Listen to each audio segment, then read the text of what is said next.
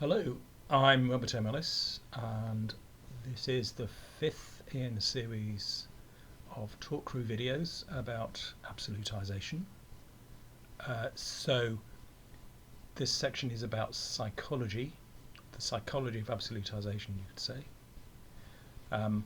So far I've been talking through the earlier sections of the book Absolutization, which connect with different sorts of sources and disciplines. So the first bit was about early Buddhism. Then there was a section about systems theory, and a section about embodied meaning, and a section about philosophy. So we're connecting with all those disciplines, understanding absolutization from each of those standpoints.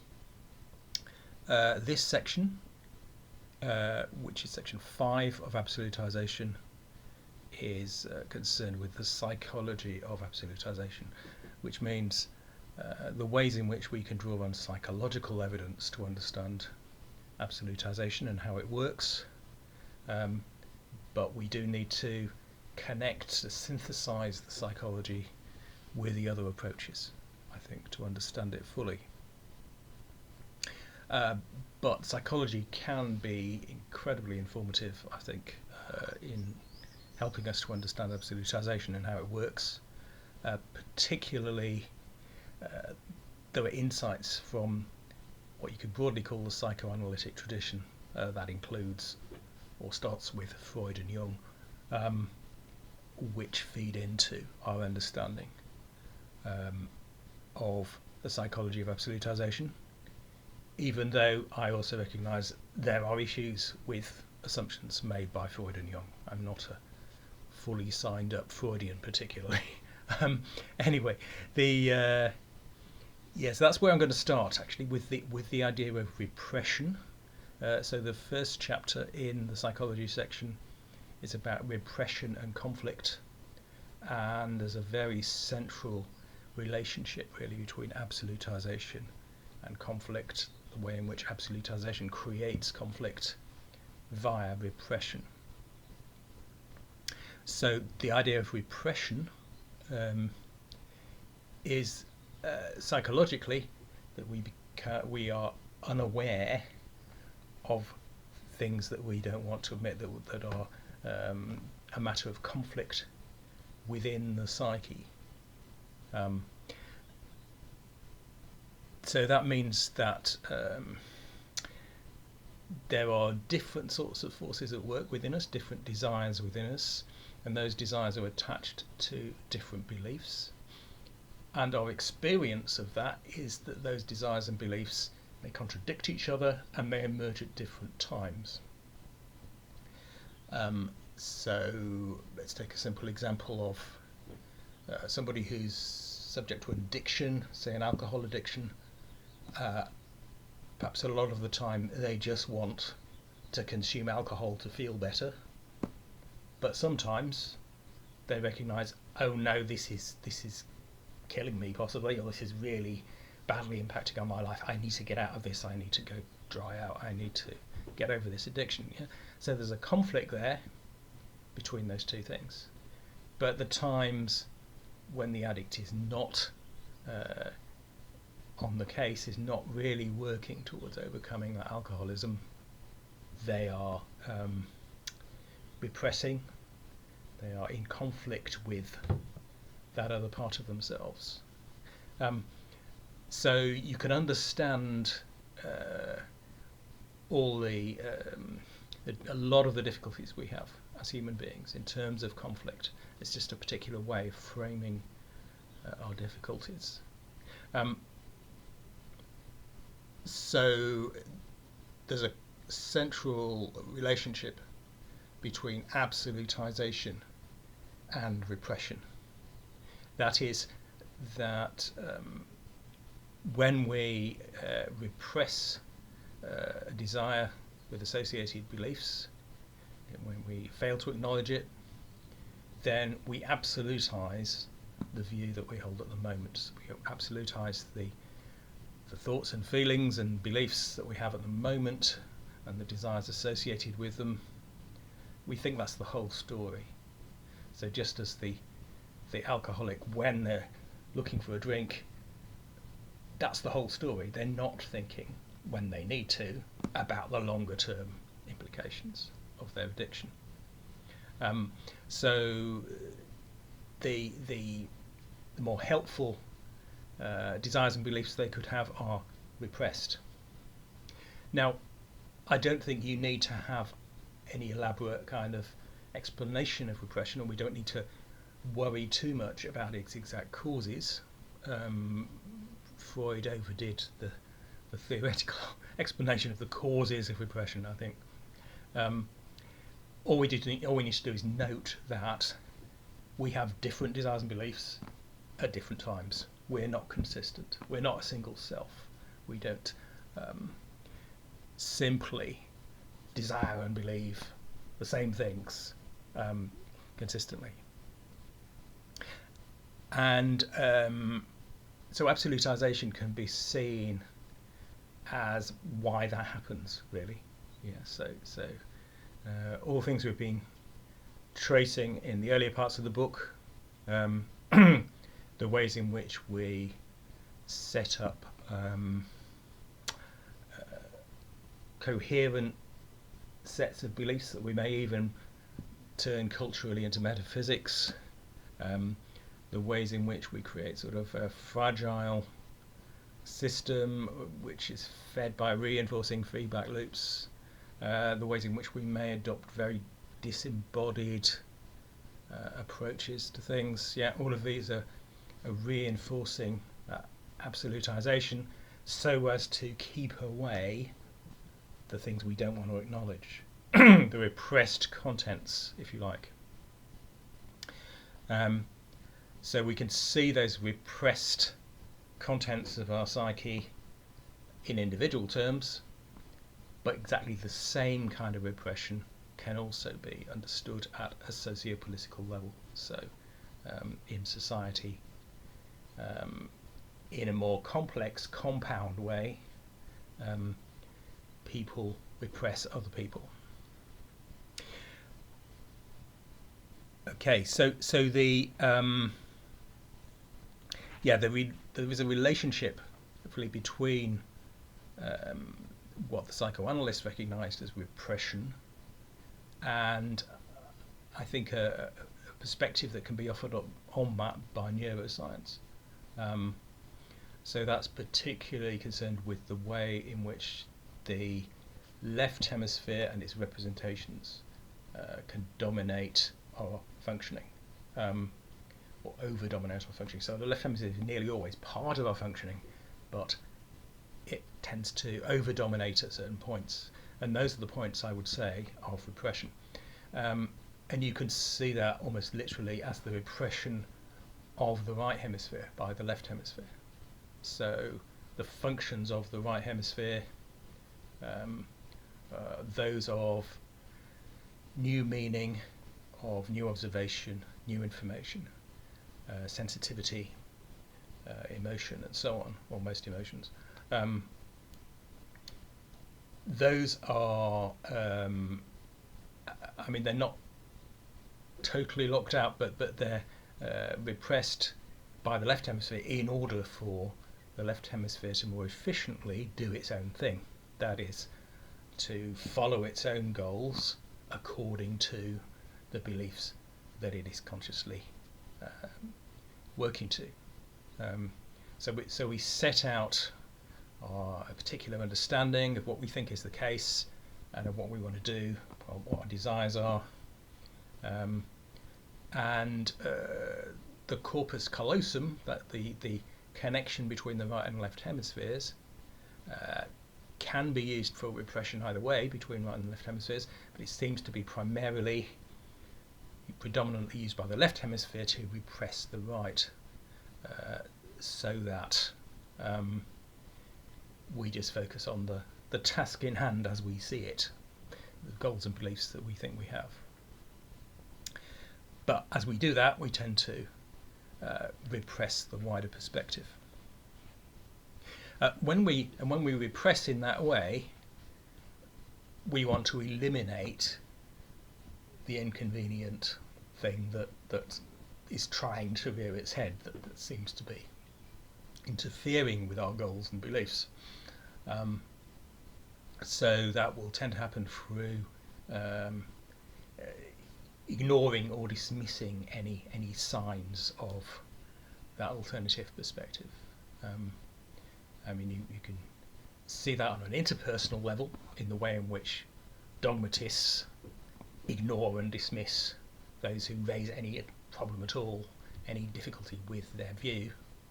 But we also do it within ourselves. So we brush aside any little tickle of a thought that may possibly interfere with our dominant belief. So not surprisingly, when we repress content in that way, that creates conflict. And it creates conflict because we can't just get rid of the desires and beliefs that are inconvenient to us at the moment. They come back. They're still there. They're still part of the system. We can't remove them from the system. And they're in the system partly because they're addressing conditions. So there's something they're concerned about. But we're not taking that seriously. So they will come back again later and continue to insist on their perspective. So yeah, if we go back to the example of the alcoholic, then the alcoholic may go on a bender, may get completely absorbed in their alcoholic haze for a bit, and then they wake up with a terrible hangover and they realise, at least for a short time, that oh no, this is really not working, this is terrible, I really must reform myself, etc. So that wider conditions are likely to come back and clout us the more we dismiss and ignore them. So that's the basis of conflict, and that conflict occurs within ourselves, but obviously in a more complex way. It operates at a socio-political level. So there we have a pattern of people within a group who share desires and beliefs, at least sufficiently for the purpose, and those shared desires and beliefs in their dominant left hemispheres will repress any interference from other people who try to interfere with that group in any way. So you can see that at all sorts of levels, from a group of friends with a disagreement where maybe one of them is raising problems with what the others believe, to a major world war where people are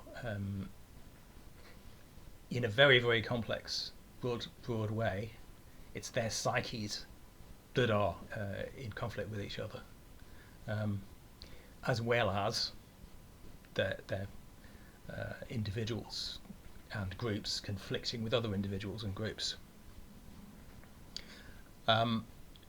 So I think it's important there that we don't simply reduce our perspective to either just a psychological perspective or just a socio-political perspective, and it's very common to do that. But actually sociology and psychology are constantly interdependent with each other, and we have to try and bear that in mind. Okay, so this repression, and I should also just mention the distinction between repression and suppression, which I think is an important one. Not shared everywhere in this sense, but I think it's a very useful distinction to make in some way. So if we repress, we want to eliminate the other desires and beliefs. We want to shut them out. But if we suppress, we are basically saying to ourselves, for the moment, I can't follow this, I can't act in this way in relation to the desires and beliefs that are rearing up here, so I'm going to leave those aside and come back to them later and get on with what I'm doing. So suppression is, I think, a completely healthy aspect of attention. We need suppression. We need to be able to focus on one thing at a time and not be distracted by new thoughts and feelings and so on, which will interfere with what we're doing. However, that doesn't mean or doesn't require repression. So there you've got, particular example of the sexual thoughts that come up at the wrong moment. Happens to everybody, I assume, or happens to lots of people. That we start having sexual thoughts about somebody that are completely inappropriate socially for that situation. If we just repress that, then that may lead to problems in the future.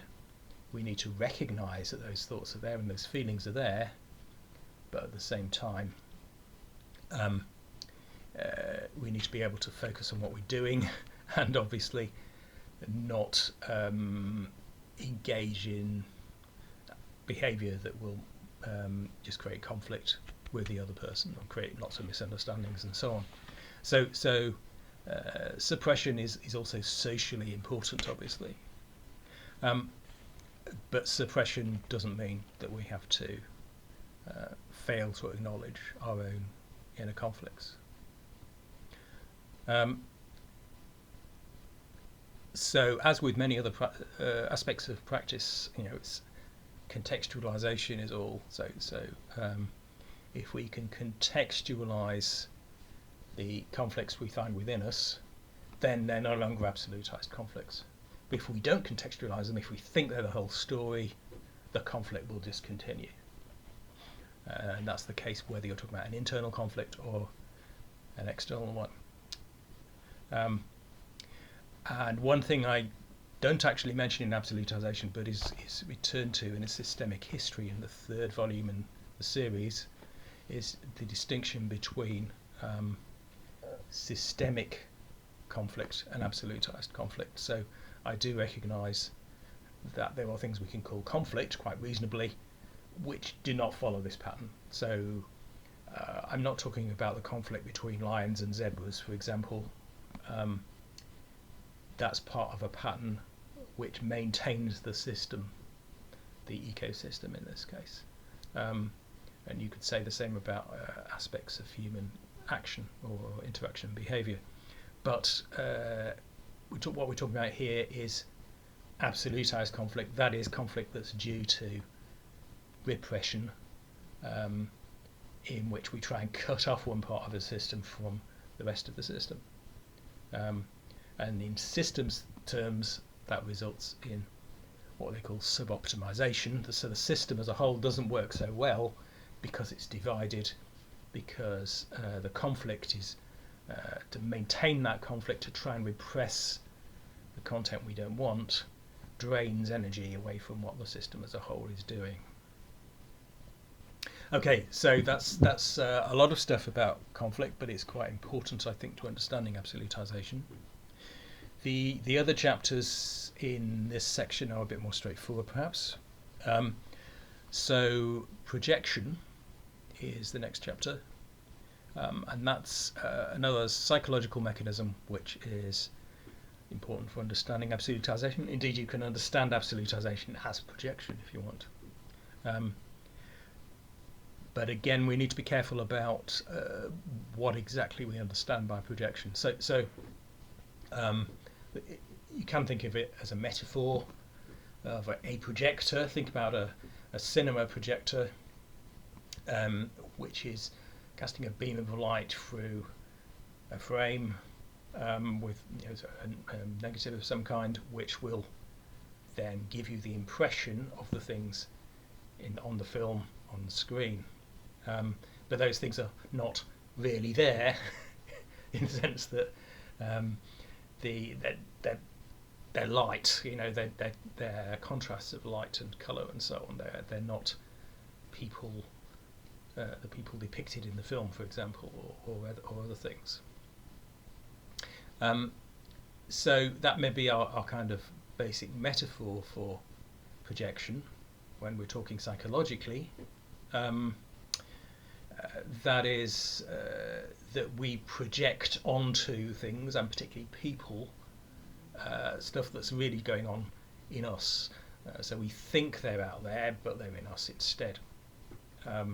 So we can think of a little cinema projector in the middle of our foreheads, which is kind of beaming its film image onto the foreheads of the people around us, and making them into heroes and villains, for example, or totally desirable people of the opposite sex, rather than mixed up people like they are, and so on. So we tend to project simpler, essentialized views of others,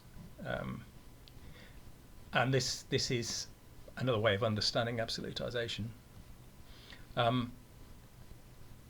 But the distinction I think is important to make here is that projection in this sense is not inevitable, and for that to be the case we need to define it carefully. So it's not every interference of our personal perspective in the experience we're having. Yeah, so our experiences are always embodied, they're always framed by who we are. We have a particular perspective, we have particular ways of processing what we experience, we have particular meaning. That's always going to have an effect on our experience. So in that sense, if you call that projection, then it will be totally unavoidable. But I don't think that means we have to project in a more specific sense, and that's the sense of assuming that the one aspect of our experience that is important to us is essentially true of the person, or sometimes the thing, that we're looking at. Excuse me. So the fact that we may have particular needs or desires about another person doesn't mean that they are just like what we would like them to be. Doesn't mean that they are just the ideal leader or the ideal lover or whatever it is that we're looking for in that person. And so the problematic aspect of that is not that we're embodied and we have particular needs in relation to that person. That's fine. It's complex, but we can get to grips with that. What's problematic is that we assume that's all there is to that person. We assume that they are just those projected qualities. So that relates to the difference between bias and biased judgment, which I think is important. So we can't help the bias. We see people in particular embodied ways, but what we can help is whether we see that as the whole story or not. So projection relates to the wider issue of bias. So there's also a chapter on confirmation bias, and confirmation bias is perhaps, I think, the most basic bias.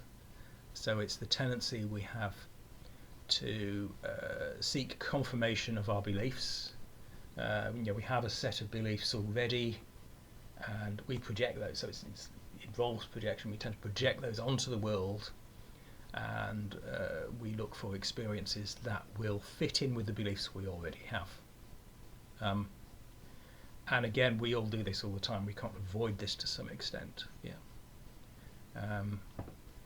I mean, one example is when you're looking at a book, particularly a non-fiction book, and you're trying to find some information, then you've already got an idea of the information you're looking for, and you maybe scan the book to find that information.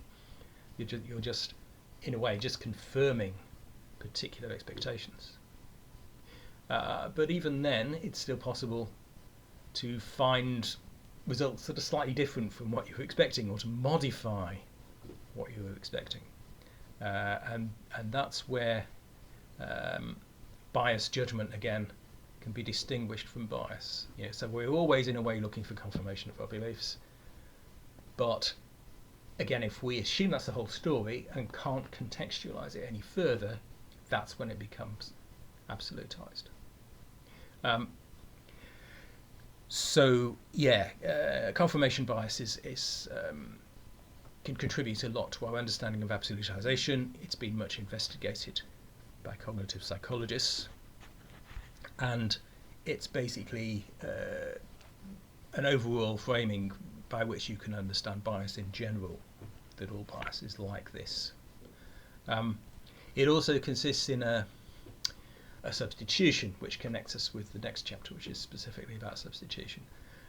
So the idea that bias is substitution is one that's very usefully discussed by Daniel Kahneman, whose book Thinking Fast and Slow has become quite widely known. So there he's putting forward this idea that when we are biased, we substitute fast thinking for slow thinking. So in other words, we substitute an easier, less energy draining mode for a harder one, which will take more energy and more time and more difficulty.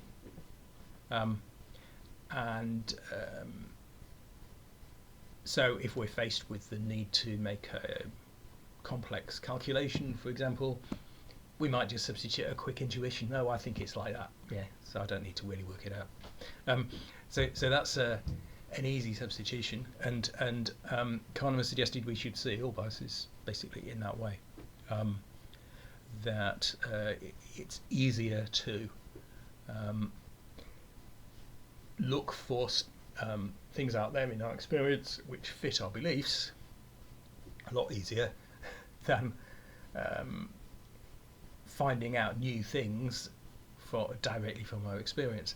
And indeed, I would go further than that. I would say it's not only easier, but it's impossible for us to do otherwise. It's the way we operate is by having beliefs, but we can modify those beliefs. Yeah. So the effort involved, the difficulty, the slow thinking may well involve modifying our existing beliefs in accordance with new experiences that we're having, which challenge those beliefs, so that we start changing the frame that we're using. Okay, so confirmation bias works by way of substitution, and substitution is again a general psychological phenomenon that helps to explain absolutization. So absolutization, in a sense, is substitution. And then the final chapter of this section is on group binding. So here again, there's plenty of evidence from cognitive psychology, but also, there's a relationship with the kinds of insights you can find in Marxism. And again, I'm not a signed-up Marxist at all, but I think there are insights from that perspective in the ways in which the social and socio-economic system continue to frame our whole set of beliefs, the ways in which ideology is shaped by the conditions. So group binding is basically the way in which absolutization is used by groups to maintain power and to quickly lock a group together. Again, it's a kind of substitution, a shortcut for the coherence of a group, perhaps for a particular purpose. So group binding is heavily used in dogmatic ideological politics. So the politicians have some simplistic, quick way of bringing people together. Hatred of migrants is one of the popular ones at the moment.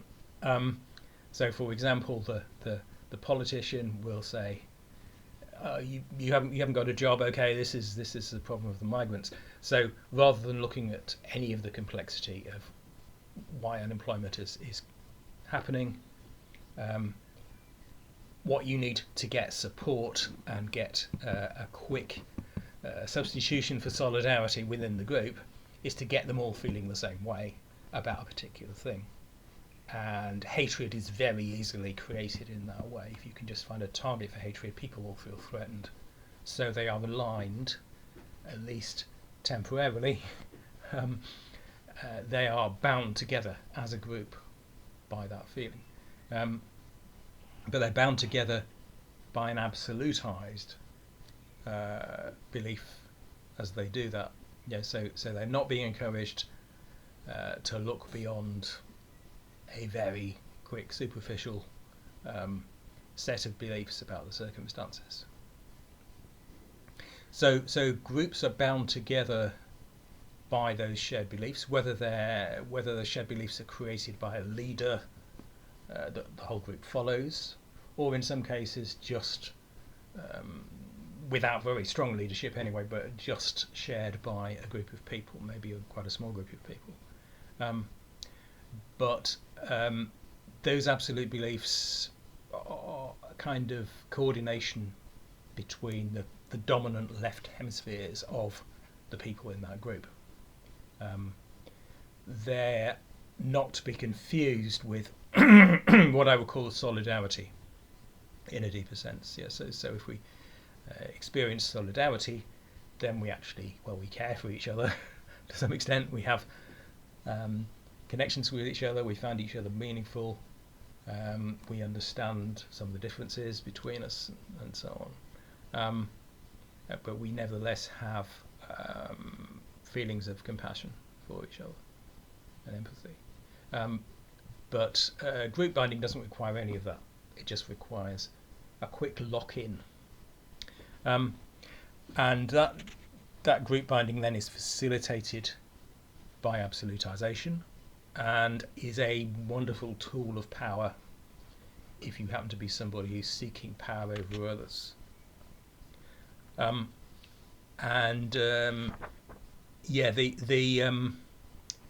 group biases, which are identified by cognitive psychology, help to explain how this works. So we've got the four group biases.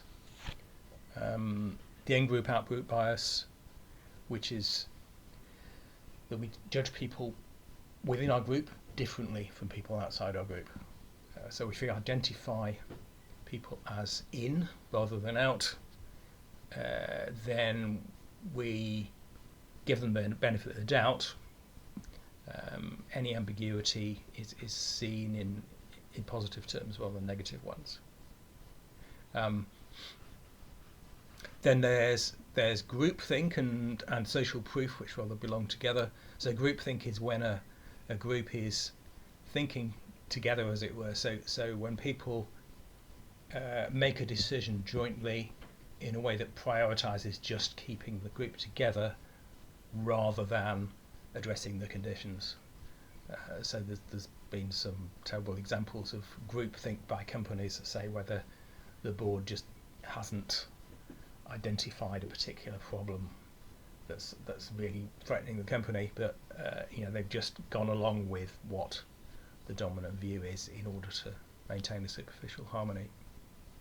But that's also connected closely to social proof. So social proof is where people take their main reason for thinking a particular way as what is believed in the group.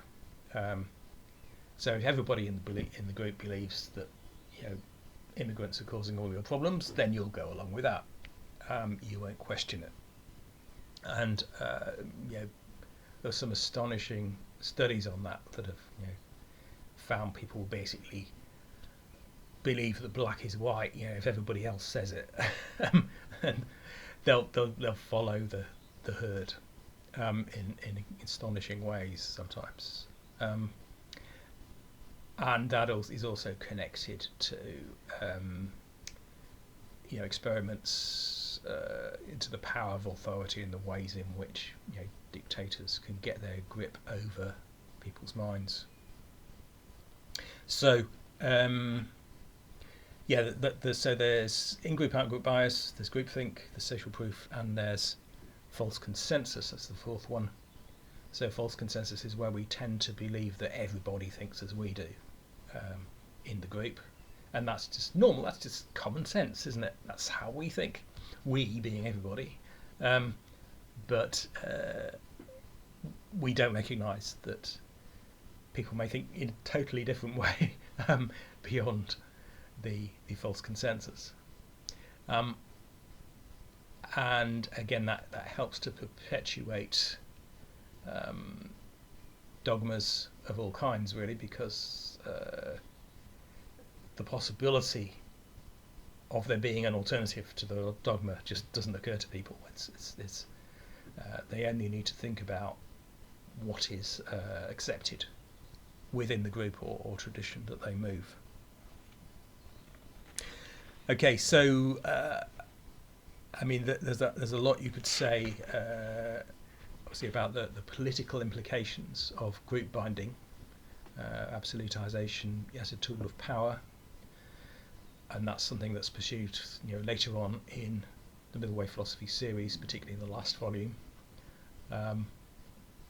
But yeah, basically, the most important thing is that power can be used in a contextualized or an uncontextualized way. Yeah, so I'm not saying all use of power is wrong, but power needs to be contextualized, and absolutization prevents us from contextualizing the power that we use, whatever it is, in whatever context. And that's related to basically whether we use awareness in our ways of applying power, if it's necessary to apply power at all. Okay, and then so the very last short chapter in the psychology section is about archetypal function, and that's just drawing on Jungian psychology, basically, in offering an understanding of the positive value of infinite ideas, or ideas with infinite scope. Now, I wanted to include this particularly because a lot of absolutization, a lot of the book is obviously criticizing beliefs with infinite scope, the ways in which people think their beliefs are the whole story and they're true of the whole universe. But I will make a clear distinction between the beliefs about these things and the concepts themselves, the meaning of the concepts. A particularly strong example of that is God. So, distinction between God as a way of applying meaning to an experience. So if we apply the label God to a religious experience, for example, and further beliefs which are extended from that, so infinite beliefs about God's existence or God's revelation or anything else that may be assumed to follow from that religious experience, wrongly assumed, I think. The archetypal functions actually rely quite a lot on the openness that we associate with infinity. So infinity in its best sense just means no limits. So we can have a sense of there being no limits, and that can actually help us to be open in our responses to things if we are inspired by that idea of there being no limits. So the openness of the experience of God is valuable to people. The problems arise when people absolutize that experience and immediately jump to the conclusion that there is an infinite being that's telling me things, and then I know them, and then I can apply my beliefs, and then I can attack somebody else who believes something different. Archetypal function is just a useful limitation on that, as well as a valuable way of exploring our inspirations.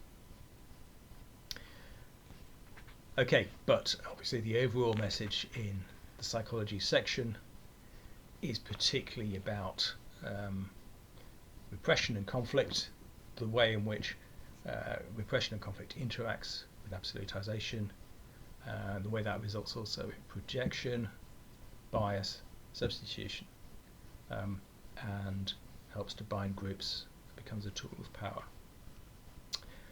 Okay, so I'll stop there for now. As always, this talk through is just an overview.